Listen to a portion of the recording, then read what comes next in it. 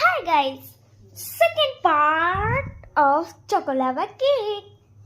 तो हमने फिर से मंगाया है मोंजनीस से। चलो देखते हैं क्रैक करके। गाइस फर्स्ट बाइट में ही खाती हूँ कभी भी। ओह माय गॉड गाइस, इसके अंदर बहुत चॉकलेट है।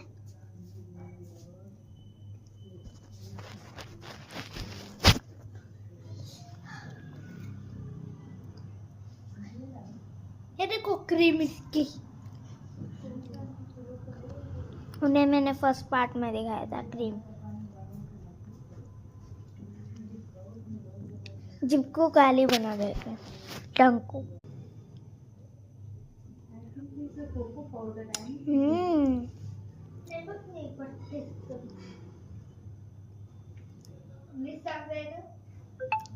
आई थिंक आपको भी टेस्ट करना पड़ेगा। तो थैंक यू। थर्ड पार्ट में मैं कुछ दूसरा खाऊंगी। Thank you.